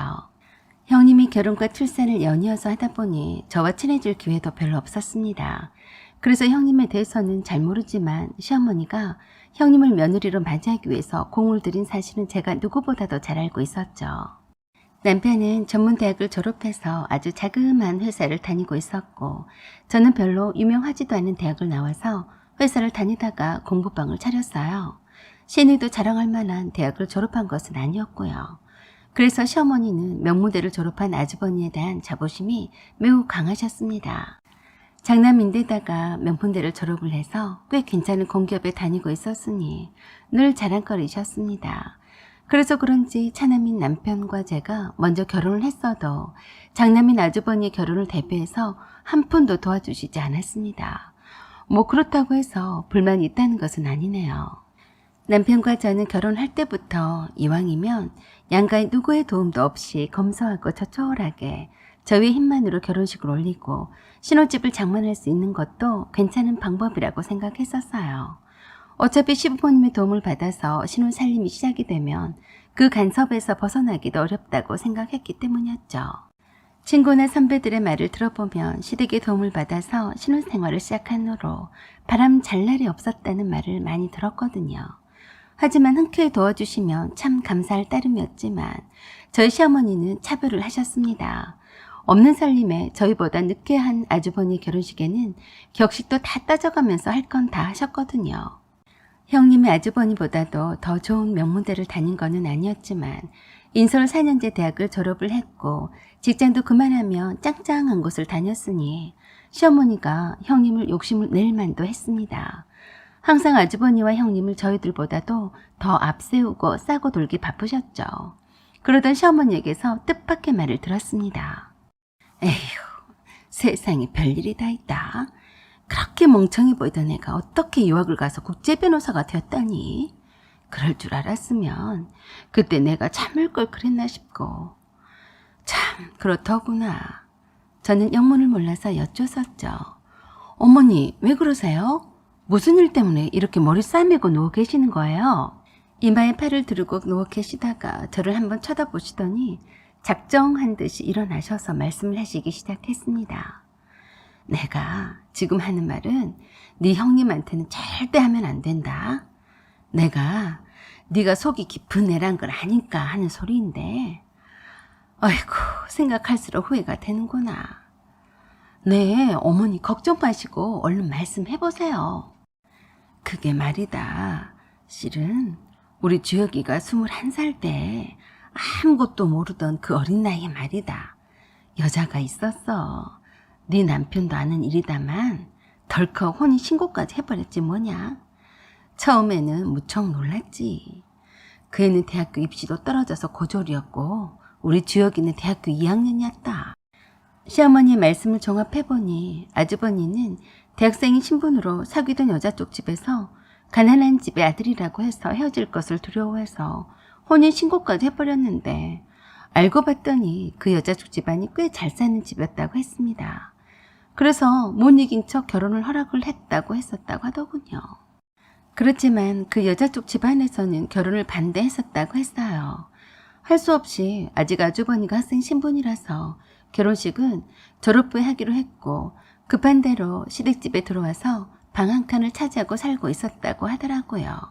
시댁집과는 비교도 안 될 정도로 잘 사는 집의 딸이었으니 그것만 믿고 결혼을 허락하고 집에서 살도록 했는데 어느 날 그 어린 며느리 집안이 부도가 나는 바람에 폭삭 망했다고 들었답니다. 그 때문에 아주버니랑 결혼하려고 도망치다시피 해서 시댁에서 함께 살고 있던 며느리가 친정집을 드나들었다고 했어요. 그런데 시어머니가 그때 당시를 회상하며 그러시더라고요. 그의 친정집이 부도가 나서 망했다고 하니까 재수가 없다는 생각이 들더구나. 돈이 많은 집의 딸이라니까 고졸이어도 내 아들의 뒷배경이 잘 되어주겠다 싶어서 그것 하나만 보고 마지못해 받아준 건데 부도가 났다니 괜한 불똥이 내 아들한테까지 튀는 건 아닌지 걱정도 되었고 아무튼 마음에 든 게 하나도 없더구나. 그래서 내가 너네 친정집에 왔다 갔다 하지 말고 그냥 친정집에 가서 오지 말라고 했지 뭐냐. 망한 집안에 재수가 옴붙은 딸이고 고졸인데다가 뭐 하나가 마음에 든 게 없다고 일부러 정 떨어지게 하려고 심하게 말했더니 그 길로 알았다고 하더니 친정집으로 돌아가서 오지 않았었다. 그 후로 자동적으로 이혼을 했고 말이다. 그러시면서 한숨을 또 한 번 길게 내쉬시더라고요. 그때 후회 막급이라고요. 그때 그 애가 친정집으로 돌아가면서 나중에 들은 소리지만 가족들과 함께 미국으로 건너가서 산다고 들었다. 그랬던 그 애가 그곳에서 대학도 나오고 국제 변호사가 됐다지 뭐니. 시어머니는 지인분의 딸의 결혼식장에 갔다가 하객으로 온 아주버니와 이혼을 시켰던 그 여자가 국제 변호사가 되어서 나타나서 깜짝 놀랐다고 했습니다. 아직도 결혼을 하지 않고 있었는데 지인분이 그러더랍니다. 아이고 말도 마요. 내 딸 회사에서 업무차 인연이 되었다고 하는데 아주 어마어마해요. 집안도 잘 살고 능력이 있고 거기에다 타고난 미모 때문에 남자들이 추를 잇는다고 하더래요. 미국에서 일으킨 부모님의 사업에 성공을 해서 고국으로 돌아와서 자리를 잡고 살려고 한다고 했답니다. 그 말을 전해주는 지인분에게도 아들이 하나 있기 때문에 저렇게 능력 있는 며느리를 얻으면 얼마나 좋을까 하고 침을 질질 흘리더랍니다. 그 말을 들었던 시어머니의 속이 뒤집혀지는 줄 알았다고 했습니다. 그렇게도 멍청하고 어리숙해 보이다니 그새 또 멋진 커리어우먼이 되어서 돌아왔다니 사람 일은 알다가도 모를 일이더라. 내 아들과 이혼을 했어도 그만 안 하면 좋은 조건의 남자와 결혼을 했을 법도 한데 하지 않는 것이 혹시나 주혁이를 아직도 못 잊어서 그런가 싶어서 너무 아쉽더구나. 그러면서 하시는 말씀이 기가 막혔습니다. 내가 그때 그 애를 왜 이혼을 시켰는지 얼마나 후회가 되는지 모른다. 조금만 참을걸. 그 애랑 이혼만 하지 않았어도 주혁이가 그 집안의 사위가 되는 거였는데 말이다. 아이고. 시어머니 후회하면서 통곡하는 소리에 어이가 없어서 할 말이 안 나오더라고요. 사람의 욕심은 끝이 없다더니 저희 시어머니를 두고 하는 말 같았습니다. 어떻게 며느리 내 앞에서 저런 말들을 서슴없이 하고 계시는지 도대체가 이해가 되질 않았어요. 그때부터였던 것 같았습니다. 그래도 싸고 돌던 큰 며느리인 형님을 눈에 가시처럼 생각하시더라고요. 아들 쌍둥이를 낳은 형님에게 복동이라서 한꺼번에 행복도 2배로 아들을 낳았다시면서 지켜 세우시더니만 그새 또 재수가 없으려니까 아들 등골 빠지게 쌍둥이를 낳은 바람에 형님의 회사도 그만두게 되었다고 불만을 표시하셨습니다. 맨날 아들 쌍둥이를 돌봐주느라 축치고 함께 살고 있는 형님의 처갓집 식구들도 불만이었어요. 아주버니가 퇴근을 해서도 집에서 제대로 쉬지도 못하고 처갓집 식구들을 챙기랴 아들 쌍둥이를 챙기랴 고생이 이만저만이 아니라면서 불같이 화를 내시곤 하시더니 급기야는 쌍둥이 손자를 보러 가신다면서 형님 집에 가셔서 해서는 안 될 말을 하시고야 말았습니다. 그건 바로 형님의 친정엄마와 여동생이 와서 쌍둥이 돌보는 것을 도와주고 있었다는데 그 앞에다 대놓고 그러셨대요. 애미야, 너는 정신이 있는 거니 없는 거니? 이렇게 아이를 돌봐줄 사람이 많은데 넌 무슨 생각으로 회사를 그만둔 거니? 남들은 식구가 하나가 더 늘면 돈 벌어오느라 눈에 불을 켠다고 하던데 이러고 싶니? 형님의 친정엄마와 여동생 앞에서 그렇게 형님에게 소리를 질러 대셨으니 형님의 친정엄마가 가만히 있을 리 만무했습니다. 사돈끼리 대판 큰 싸움이 나버렸던 거죠. 결국엔 형님의 친정엄마가 그러셨다네요. 세상에 우리 딸은 초혼인데 재혼인 남자한테 시집 보내는 것도 억울해 죽을 것 같은데 뭐가 어째고 어째요? 그랬더니 시어머니가 그러셨답니다. 초혼이라고 했어요? 우리 아들과 초와서 죽고 못 살아서 결혼 전부터 다 그렇고 그런 사이였는데 무슨 얼어 죽을 좋은 타령이에요? 막말로 처녀라고 어떻게 보증하는데요? 내 아들이 당신 딸과 결혼하지 않았으면 이렇게 치질 공상 떨고 살 팔자가 아니라고요. 그러자 그 말을 듣고 있던 형님이 시어머니에게 달려들어서 당장에 그 말에 사과하라고 하더라네요. 내가 미쳤니? 사과하게? 내 말이 그렇게 고깝게 들리거든 당장에 내 아들과 살지 마라. 내 손자들도 놓고 그냥 너도 네 친정집에 가서 오지 말거라. 그러자 형님이 무슨 권리로 살라 말라 하냐고 했더니 시어머니가 그러셨대요. 무슨 권리? 내가 네 남편의 어머니 된 권리다.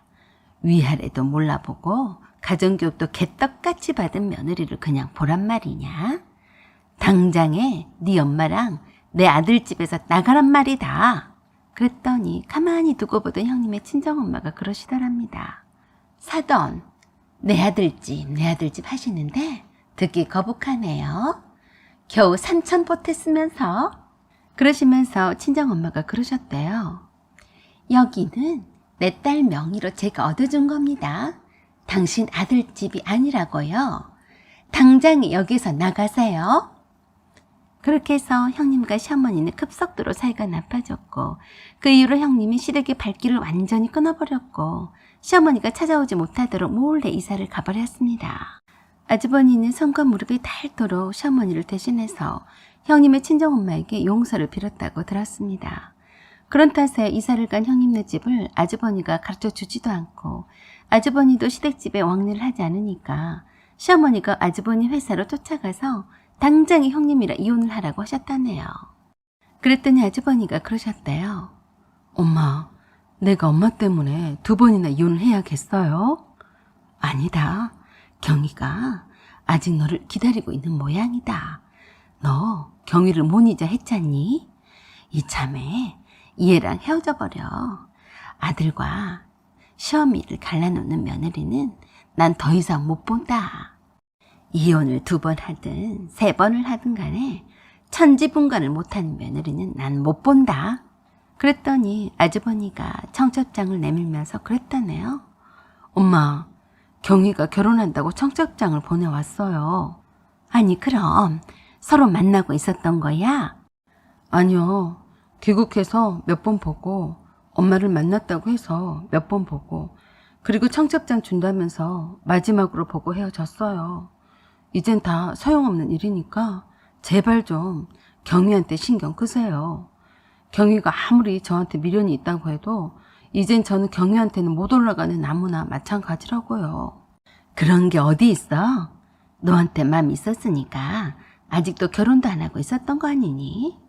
그러지 말고 쌍둥이 엄마랑 이혼을 하고 경희랑 다시 잘 해봐라.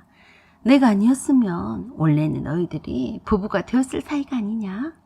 그랬더니 아주버니가 그러셨다네요.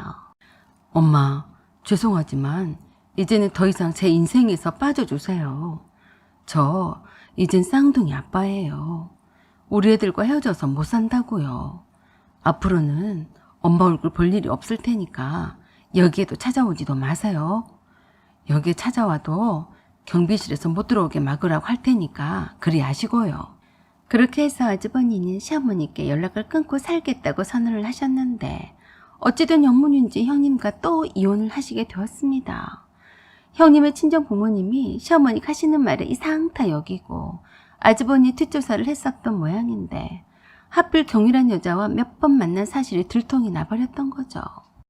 그 때문에 시어머니가 떵떵거리면서 이혼을 못 시켜서 안달이었다는 것을 알게 된 형님이 아주버니한테도 정남이가 떨어졌다면서 이혼을 요구했다고 했습니다. 저도 같은 며느리로서 시어머니의 편을 들어줄 수가 없었기에 모든 증거가 이혼의 정당성이 차고 넘쳤던 거죠. 결국에 아주버니는 형님과 이혼을 했고 양육권도 형님에게 뺏겼습니다. 시어머니는 쌍둥이 손자의 커가는 모습을 마음대로 볼 수도 없는 처지가 되어버렸어요. 그 때문에 시어머니와 저도 거리를 두고 살고 있는데요. 오히려 그 편이 저는 좀 더 편합니다. 아주버니가 시어머니 때문에 이혼을 2번이나 하게 되었다고 시어머니를 평생 보지 않고 살겠다면서 잠수를 타버리셨기 때문에 제 남편이 아주버니를 대신해서 시어머니를 자주 찾아뵙곤 합니다. 하지만 제 남편도 시어머니를 많이 경계를 하고 있더라고요. 그래서 저에게는 어떤 일이 있어도 시어머니가 터치하지 못하도록 하겠다고 다짐을 했습니다. 그래서 저도 명절 때가 아니면 따로 찾아뵙지는 않고 있네요. 여전히 지금도 아주버니는 시댁과는 연락을 끊고 살고 있습니다. 시어머니는 언젠가는 또 후회를 하실 것 같네요. 그냥 거리를 두고 사는 것이 피차가 서로 상책이라는 생각이 들었습니다. 이 세상의 모든 시어머님이 다 그러시진 않기 때문에 일반화해서 생각 진 말아주세요. 모든 시어머님들 화이팅해요. 사연은 여기까지입니다. 구독과 좋아요 그리고 댓글 부탁드려요. 감사합니다. 안녕하세요. 오면사입니다. 오늘의 사연 읽어드리겠습니다. 저는 35세 5살 난 아들을 둔 직장맘입니다. 남편은 회사 동료 직원을 소개로 만나서 연애하다 결혼했고요. 그 전에 몇 번의 연애 경험이 있었어요. 남편에게 자세한 건 말해주지 않았기 때문에 잘 모릅니다. 남편을 만나기 전에 결혼까지 약속했던 남자가 있었어요. 어느 주말에 친구를 백화점에서 만나기로 해서 아들을 데리고 백화점 에스컬레이터를 타고 가는 중이었어요.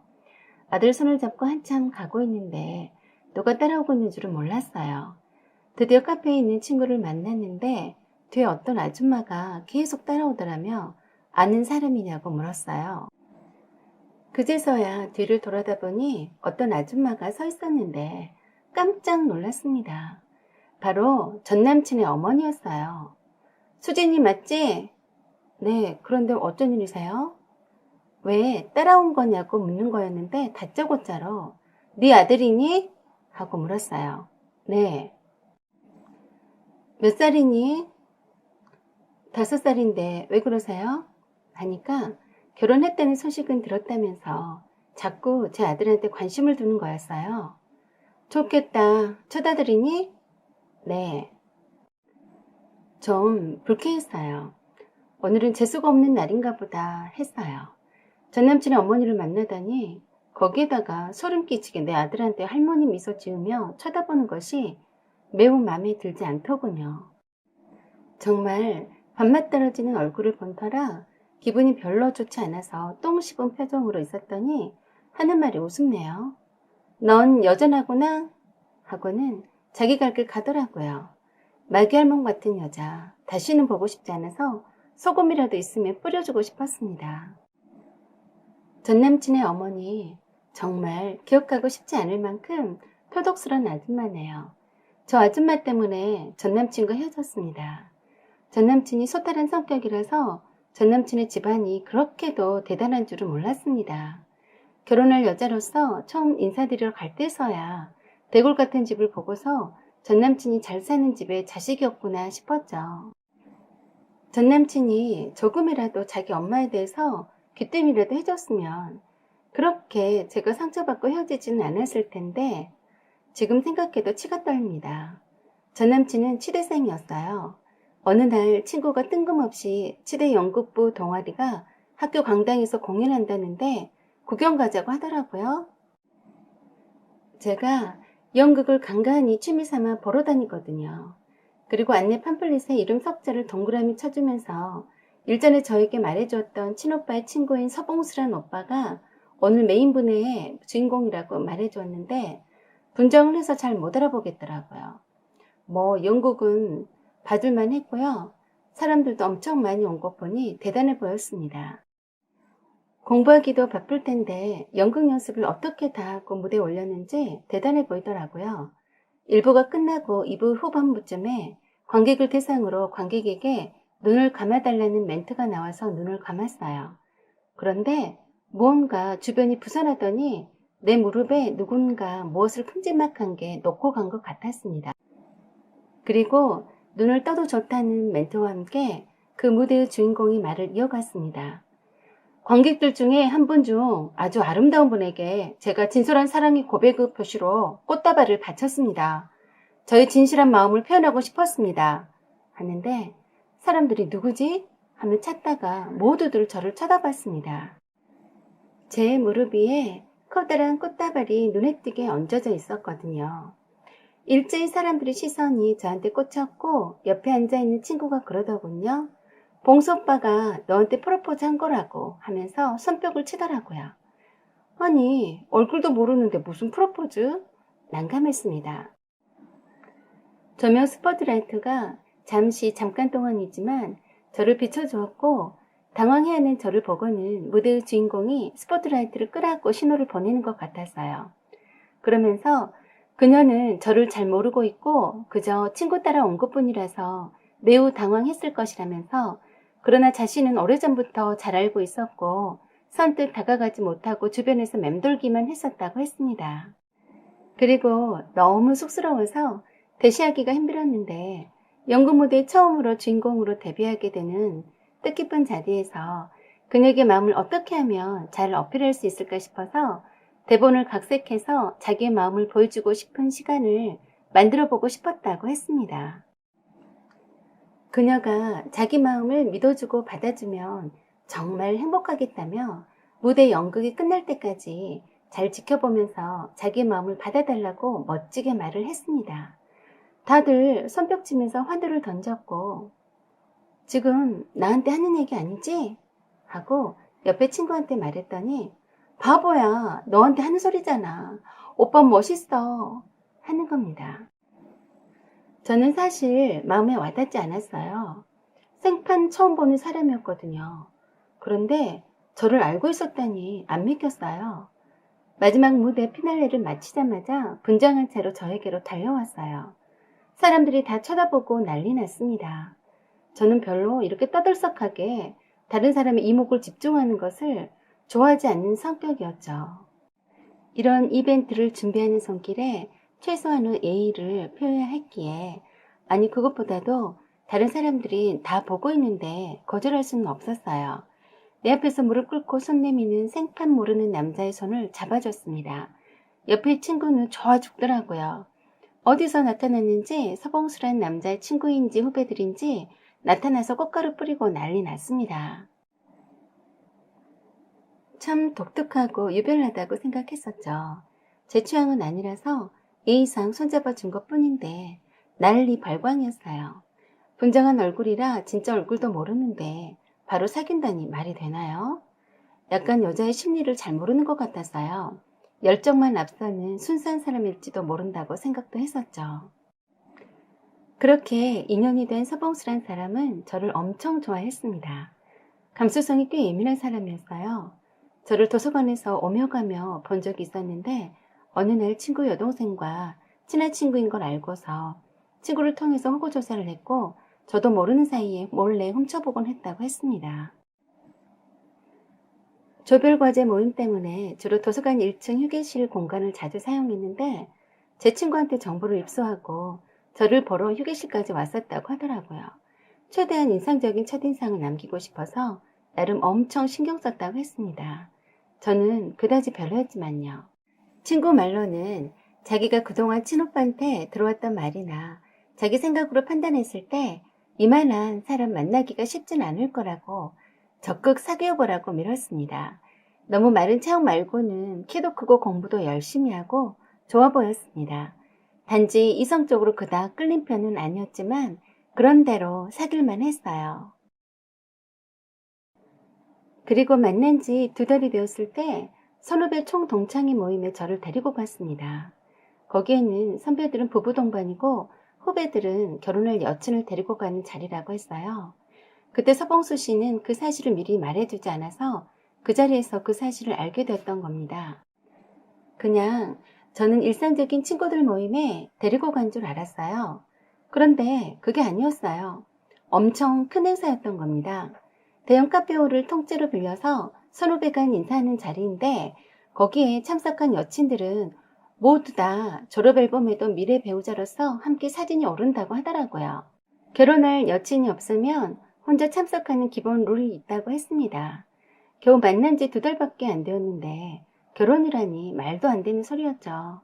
그런데 선배들에게 저를 차례차례 소개시켜 주었어요. 그리고 막간을 이용해서 또 이벤트를 열더군요. 모든 사람이 이목을 집중시키며 제 앞에서 무릎 꿇고 반지를 들고서 프로포즈를 받아달라는 거였습니다. 모두들 결혼할 여친만 데리고 오는 자리라서 당연히 프로포즈를 받아들일 거라고 여기고 있는데 그 자리에서 프로포즈를 거절한다면 저나 서봉수 씨나 꽤나 웃음꼴이 되겠더라고요. 서봉수 씨는 꽤나 무대 체질인 것 같아서요. 남들 주목받는 거 좋아하고 선후배 사이에서도 튀고 싶어하는 욕망이 있어 보였어요. 친구는 공부도 하기 바쁘고 다른 사람들은 귀찮아서 이벤트나 그딴 거 신경 안 쓰는데 얼마나 대단하냐고 복 받은 줄 알라고 하지만 저는 생각이 좀 달랐습니다. 그는 즐기는 것 같아서요. 서봉수 씨만의 스트레스 해소법이고 자기 만족 같아 보였어요. 결론은 프로포즈를 받아주었습니다. 이젠 빼도 박도 못하게 서봉수 씨 졸업 앨범 사진에 올라야 한다고 하더라고요. 그 많은 선후배 앞에서 한 그 프로포즈를 받아줬으니 결혼해야 한다고 했어요. 그리고 그날 집으로 데려다 주면서 서봉수 씨가 진심을 말했어요. 사실 쪽지 시험이다 뭐다 해서 자주 못 만나서 마음이 멀어질까 봐서 늘 불안해서 공부가 집중이 안 된다고 하더군요.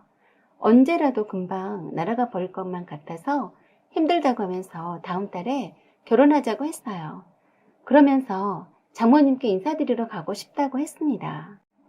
결혼할 땐 아무것도 필요 없다고 하더군요. 몸만 오면 된다고요. 그 말에 조금 감동을 먹었어요. 정말 저를 좋아하는 것 같은 진심이 보였기 때문이었죠. 그 다음날부터 매일 저희 엄마한테 서봉수 씨가 전화했어요. 장모님, 장모님 하면서 인사드리러 가겠다며 좋은 사위 되겠다며 살갑게 전화를 했습니다. 그리고 일주일 후에 저희 집에 인사하러 왔습니다. 저희 엄마에게는 모든 조건이 좋았었죠. 치대생이라면 열쇠고리 몇 개 정도 요구하는 집도 많다던데 그것도 싫다 하고 몸만 데리고 간다고 호언장담하고 예단 예물도 모두 허례이니 생략한다 하고 결혼만 빨리 서두르고 싶다 했거든요. 그렇지만 엄마는 걱정이 태산이셨어요. 결혼은 아직 이른 나이이기도 했지만 혼수를 아무것도 필요 없다 하고 모든 결혼 준비를 알아서 하겠다며 결혼만 허락해달라고 하고 병원 차리는 것도 다른 사람 손 빌리지 않고 살 수 있다고 호언장담했거든요. 친구 말로는 서봉수 씨네 집이 엄청 잘 사는 집이라고 했습니다. 솔직히 집안도 부유하고 치대생이고 저만 좋다고 몸만 오라고 하고 저희 부모님한테도 찰지게 잘하고 흠잡을 데가 없어 보였습니다. 친구는 말로는 서봉수 씨와 결혼하는 것은 대박이라고 했어요. 그런데 그렇게 의리의리하게 잘 사는 집인 줄은 정말 몰랐어요. 저희랑 사는 수준 자체가 달랐습니다. 의리의리한 집에 너무 놀랐어요. 일하는 아줌마도 한두 명이 아닌 것 같아서요. 예비 시어머니 되실 분은 가정주부라고만 했는데 대문을 열어주는 아줌마, 그리고 거실 현관문을 열어주는 아줌마, 그리고 화려한 인테리어에 넓은 거실을 보면서 눈이 휘둥그레졌습니다. 서봉수 씨가 장남이었고 동생 2명이 유학 가 있어서 예비 시부모님이 2분만 기다리고 있었습니다. 서봉수 씨가 자기 어머니가 꽃을 좋아하시니까 꽃만 선물로 해드리면 된다고 해서 꽃다발을 한아름 예쁘게 들고 갔어요. 서봉수 씨 아버지는 학자 타입의 점잖아 보이는 분이셨는데 서봉수 씨 어머니는 아까도 말씀드린 것처럼 얼마나 인상을 쓰고 있던지 표독스러워 보였습니다. 서봉수 씨 아버지가 이런저런 것들을 물으시더니 식사도 하지 않으시고 초면에 미안한데 잠깐 바쁜 일이 있어서 나가봐야겠다고 먼저 일어나셔서 외출하시는 것 같았어요. 예비 시어머니 되실 분도 따라 일어나서 예비 시아버지 따라 잠깐 자리를 비우셨고요. 서빙해주던 아줌마가 식사 먼저 하라고 서봉수 씨 어머니가 말씀하셨다고 했어요. 서봉수 씨가 편하게 밥 먼저 먹자고 해서 그 큰 집에 둘만 앉아서 단촐하게 식사했네요. 식사를 다 끝마칠 때까지 예비 시어머니는 오시지 않으셨고 식사가 끝나자 차 한잔 하자며 내실로 예비 시어머니가 부르신다길래 따라갔어요. 서봉수 씨 어머니는 다짜고짜로 물으셨어요. 어떻게 만나느냐고요. 그래서 솔직히 그대로 말씀드렸습니다. 서봉수 씨가 처음 주인공으로 데뷔한 연극 무대에서 먼저 사귀자고 제안했고 그때부터 사귀었다고요. 그리고 부유한 집인 줄은 알았지만 이렇게 어마어마하게 잘 사는 집인 줄은 오늘 처음 알았다고요. 왠지 분위기가 냉랭해서 조금 불쾌했었거든요. 아들의 결혼할 여친이 인사드리러 왔는데 한 분은 바쁘다는 핑계로 자리를 뜨고 또 한 분은 핑계거리도 없이 초대해놓고 함께 식사도 하지 않는 걸 보면 대놓고 너 마음에 안 들다고 보여주시는 것을 뻔히 알겠더라고요. 이렇게 부담스럽게 잘 사는 집이니 없는 사람들 벌레 보듯 한다더니 그러는 거 아니겠는가 싶었네요. 만난 지 2달 만에 결혼말이 오고 가는 게 정상이냐고 물으셨어요. 사실 저도 당황했었다고 했습니다. 하지만 서봉수 씨가 하도 밀어붙이는 바람에 서두른 거라고 했더니 그건 핑계라고 하면서 치대생에다 부잣집 아들이니 빨리 잡아서 후딱 결혼을 해버릴 작정이 아니었냐며 이 결혼은 허락할 수 없다고 했습니다. 대신에 생활비를 지급해 줄 테니 서봉수 씨와 동거는 해도 좋다고 하시더라고요. 단 피임한다는 조건과 자기 아들이 결혼을 하게 될 때까지만 내연녀로는 허락하겠다고 했어요. 참 희한한 말을 다 듣고선 무척 놀랐습니다. 뜻밖의 말을 듣고서 무슨 말을 해야 할지 모르겠더라고요. 지금 생각해보면 뭐라도 뒤집어 엎어놓고 올 것을 후회가 되었어요. 저는 그렇게 말했습니다.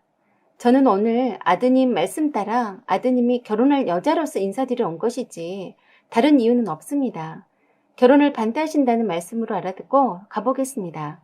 하고 일어났더니 화를 내시더군요.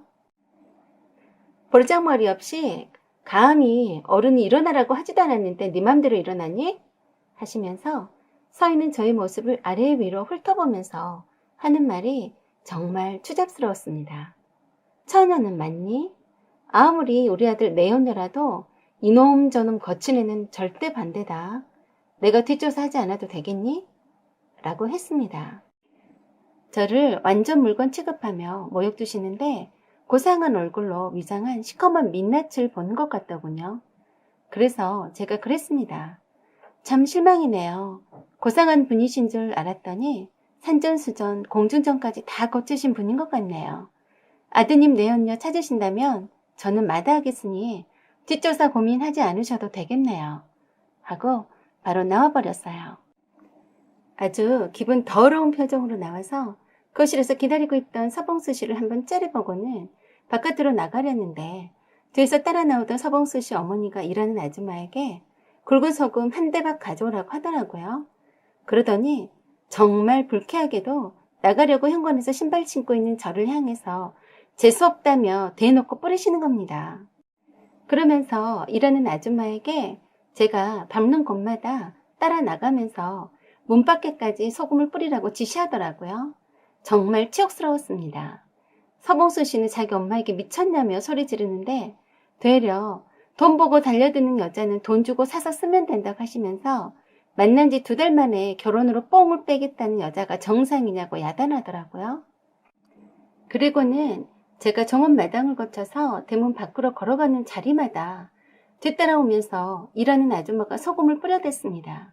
정말 치욕스러워서 눈물까지 다 났어요.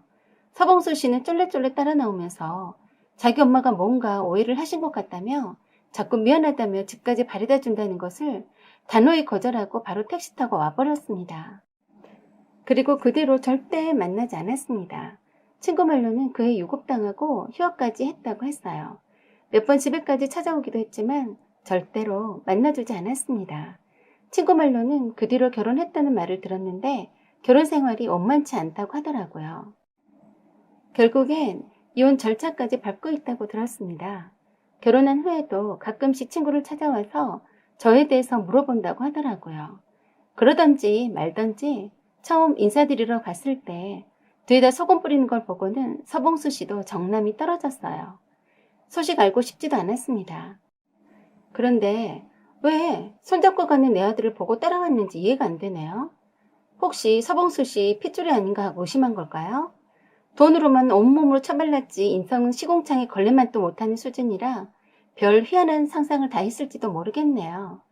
내 아들 보고 그런 상상을 해서 따라왔다면 정말 구역질납니다. 그럴 일이 없겠지만 다시 만난다면 꿈 깨시라고 말씀드리고 싶네요. 별짓거리를 다 해서 부잣집 만나님 자리를 꿰차고 있는 것 같은데 더러운 당신의 피는 전혀 섞여 있지 않으니 불결하게 내 아들 쳐다보지 말라고요. 오늘같이 재수없는 인간 만날지 모르니 굵은 소금을 한 움큼씩 가지고 다녀야겠습니다. 이미 결혼해서 아들 낳고 행복하게 잘 살고 있는데 재나 뿌리지 않을까 걱정이 되네요. 오늘처럼 우연이라도 다시는 서봉수 씨 어머니를 만나는 일이 없기를 바라네요. 사연은 여기까지입니다. 여러분의 생각과 의견을 댓글로 남겨주세요. 구독과 좋아요 그리고 알림 설정 부탁드려요. 사연 제보도 기다립니다. 여기까지 시청해주셔서 감사드립니다. 좋은 날 되세요.